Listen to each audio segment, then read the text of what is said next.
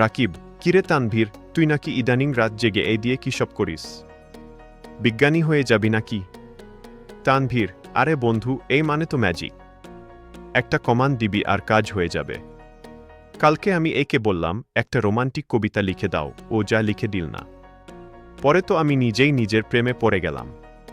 রাকিব, তোর প্রেমে তুই না পড়লেও তোর এই পড়বেই, কারণ ও তো জানে না তুই বাস্তবে কতটা রোমান্টিক। আর শোন, এই দিয়ে সব হয় না। তুই কি একে দিয়ে তোর আম্মুর বকা খাওয়া বন্ধ করতে পারবি? তানভীর, ওইখানে তো সমস্যা। কালকে ভাবলাম এই দিয়ে একটা অজুহাত বানাব কেন পরীক্ষা খারাপ হয়েছে। এ আমাকে 10টা কারণ লিখে দিল, কিন্তু আমার আম্মু যখন ঝাড়ু হাতে নিল, তখন কোনো এই কাজ করল না। ঝাড়ুর স্পিড এর প্রসেসরের চেয়েও বেশি।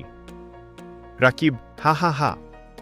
আসলে এই মানুষের বুদ্ধি বাড়াতে পারে, কিন্তু তোর মতো যার বুদ্ধির গোড়াতেই গলদ, তারে কি আর ChatGPT বাঁচাতে পারবে? তানভীর, তুই বেশি বুঝিস। এই তো দেখ, আমি এই দিয়ে একটা ছবি বানালাম, রাকিব যখন চাঁদে চা খাচ্ছে, দেখ ছবিটা কি জোস হয়েছে।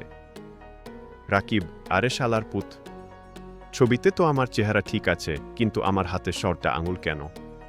তোরে কি আমার একটা আঙুল বোনাস দিচ্ছে? তানভীর, আরে ওটা এ স্টাইল। বেশি কাজ করলে ও মাঝে মাঝে একটু কনফিউজড হয়ে যায়। রাকিব, তুইও তো কনফিউজড। কালকে দেখিস চাকরির ইন্টারভিউতে গিয়ে যখন এই নিয়ে ভাব মারবি, তখন তোরে বলবে আমাদের এই দরকার নেই, আগে মানুষ হয়ে আসেন। তানভীর, তুই হিংসা করিস রাকিব।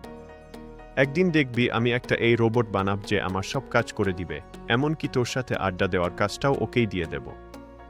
রাকিব, তাহলে তো ভালোই হয়। অন্তত তোর ওই রোবটটা আমার বিল দিতে কিপটেমি করবে না।